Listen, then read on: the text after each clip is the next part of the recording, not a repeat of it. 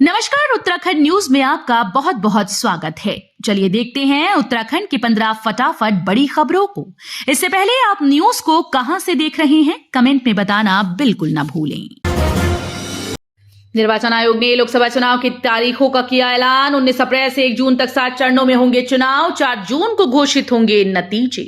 निर्वाचन आयोग ने लोकसभा चुनाव 2024 के लिए तारीखों का ऐलान कर दिया है। इस बार भी 7 चरणों में मतदान कराए जाएंगे।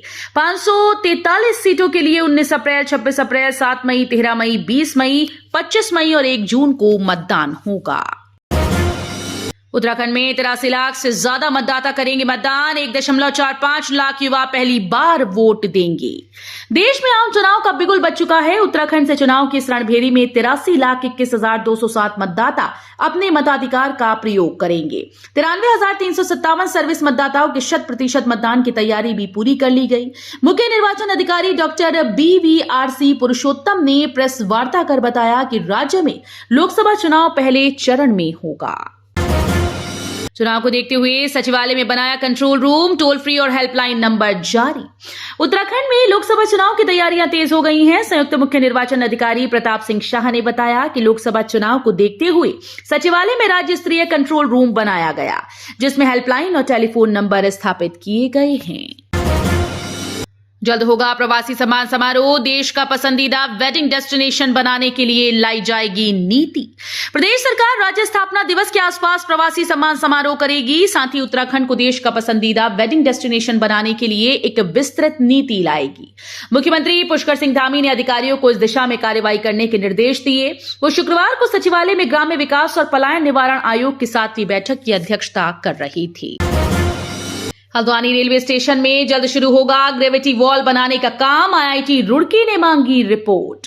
काठगोदाम और हल्द्वानी रेलवे स्टेशन की शटिंग लाइन करीब 3 साल से बंद पड़ी है। काठगोदाम रेलवे स्टेशन में अक्टूबर 2021 में आई आपदा से शटिंग लाइन गौला नदी में बह गई थी। गौला नदी से कटाव के चलते हल्द्वानी रेलवे स्टेशन की पटरी संख्या 3 के किनारे विद्युतीकरण के लिए लगा पोल भी बह गया था, जिससे ये प्लेटफॉर्म बंद पड़ा है। प्रदेश के दिव्यांग मतदाताओं के लिए सक्षम ऐप चुनाव में बनेगा मददगार। बैठक में परखी तैयारियां। प्रदेश के दिव्यांग मतदाताओं के लिए सक्षम ऐप चुनाव में मददगार बनेगा। मुख्य निर्वाचन अधिकारी डॉक्टर BVRC पुरुषोत्तम ने सचिवालय में आगामी लोकसभा सामान्य निर्वाचन के दृष्टिगत स्वीप की स्टेट कोर कमेटी एवं स्टेट स्क्रीनिंग कमेटी की बैठक में इसकी तैयारियां परखी। उत्तराखंड हाईकोर्ट सख्त, सरकार से मांगा जवाब। कहा 10 दिन में बताएं नैनीताल जेल को शिफ्ट करोगे या सुधारोगी। उत्तराखंड हाईकोर्ट ने नैनीताल जेल की स्थिति पर सरकार से सवाल पूछा है। हाईकोर्ट ने कहा कि नैनीताल जेल को शिफ्ट किया जाए या इसका सुधारीकरण किया जाए। हाईकोर्ट ने 10 दिन के भीतर स्थिति स्पष्ट करने के निर्देश दिए। दूसरे राज्यों से आने वाली डीजल वाहनों पर सख्ती। उत्तराखंड में घुसते ही कटेगा ग्रीन एंट्री सेस। दूसरे राज्यों से आने वाले डीजल वाहनों को अब उत्तराखंड में प्रवेश करते ही फास्टैग के माध्यम से ग्रीन एंट्री सेस देना होगा। राज्य सरकार इसके लिए भारतीय राष्ट्रीय राजमार्ग प्राधिकरण के साथ करार करने जा रही है। उत्तरकाशी के प्रवीण ने की ऑस्ट्रेलिया की सबसे ऊंची चोटी माउंट कोस्कीयूज को फतेह। उत्तरकाशी केलशु घाटी के एवरेस्ट विजेता प्रवीण राणा ने भारतीय समयानुसार आज शनिवार सुबह तड़के 7:30 बजे ऑस्ट्रेलिया की सबसे ऊंची चोटी समुद्र तल से 2228 मीटर की ऊंचाई पर स्थित माउंट कोस्कीयूज को चोटी का सफल आरोहण किया। बिना गणित वाले युवाओं की राह होगी आसान। उत्तराखंड PCS से मैथ्स एप्टीट्यूड बाहर, नया पैटर्न जारी। उत्तराखंड PCS मुख्य परीक्षा से पहली बार मैथ्स एप्टीट्यूड बाहर कर दिया गया है। इससे IIT व BTech बैकग्राउंड के छात्रों के चयन की परंपरा काफी हद तक खत्म हो जाएगी। उत्तराखंड पर आधारित 2 पेपर पैटर्न में शामिल करने से राज्य को पढ़ने समझने वाले युवाओं के लिए PCS परीक्षा पास करने की राह आसान हो गई। 19 साल में भी नहीं बन सकी 5 किलोमीटर लंबी सड़क। ग्रामीणों ने आंदोलन का किया ऐलान। बागेश्वर में बिना तोली मचकोट अगरकोट मोटर मार्ग के लिए 2005 में 15 किलोमीटर तक स्वीकृत हुआ। 2006 में इस मार्ग का निर्माण कार्य शुरू किया गया था, लेकिन 19 साल बीत जाने के बाद भी सड़क पूरी नहीं हो पाई, जिससे लोगों में रोष है। लोकसभा चुनाव 2024 से पहले उत्तराखंड में कांग्रेस को एक और झटका। अनुकृति गुसाई ने दिया इस्तीफा।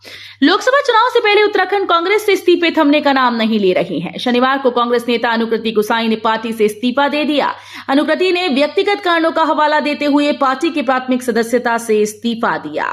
मिस इंडिया अनुकृति पहाड़ की महिलाएं आत्मनिर्भर बने इस दिशा में लंबे समय से काम कर रही हैं। लोकसभा चुनाव की घोषणा के बाद पीएम मोदी बोले, विपक्ष दिशाहीन और मुद्दाविहीन वापसी का भरोसा जताया। प्रधानमंत्री नरेंद्र मोदी ने भारतीय जनता पार्टी नीत राष्ट्रीय जनतांत्रिक गठबंधन के आम चुनाव के लिए पूरी तरह से तैयार होने का दावा करते हुए विपक्ष को दिशाहीन और मुद्दाविहीन बताया और सत्ता में बने रहने का भरोसा जताया। लोकसभा चुनाव की तारीखों की घोषणा के कुछ ही देर बाद प्रधानमंत्री ने एक्स पर एक के बाद एक पोस्ट में कहा कि उनकी सरकार के पिछले 10 साल उस गहरी खाई को भरने में बीते जो पूर्ववर्ती सरकारों से बनाई गई थी। लोकतंत्र के महापर्व में भागीदार बने। लोकसभा चुनाव का शेड्यूल जारी होने पर मतदाताओं से बोले गृह मंत्री अमित शाह। केंद्रीय गृह मंत्री अमित शाह ने शनिवार को देश के मतदाताओं से लोकतंत्र के महापर्व में भागीदार बनने और ऐसे नेतृत्व को वोट देने की अपील की जिसके पास भारत को विकसित बनाने की दूरदृष्टि है। गृह मंत्री ने हैशटैग फिर एक बार मोदी सरकार के साथ एक्स पर पोस्ट किया। चुनाव आयोग ने लोकसभा चुनाव की घोषणा की है।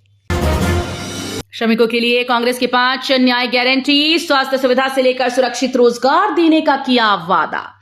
कांग्रेस महासचिव जयराम नरेश ने सोशल मीडिया पर पोस्ट करते हुए कहा कि आज बेंगलुरु में कांग्रेस पार्टी के अध्यक्ष खड़गे जी, जिन्होंने खुद एक ट्रेड यूनियन नेता के रूप में अपना राजनीतिक जीवन शुरू किया, उन्होंने कांग्रेस पार्टी की ओर से श्रमिक न्याय के लिए 5 गारंटी की घोषणा की है। तो ये थी उत्तराखंड की 15 बड़ी खबरें। रोजाना ऐसे ही सबसे पहले अपडेट पाने के लिए चैनल को सब्सक्राइब करना बिल्कुल ना भूलें। साथ ही वीडियो को लाइक भी कर दें। धन्यवाद।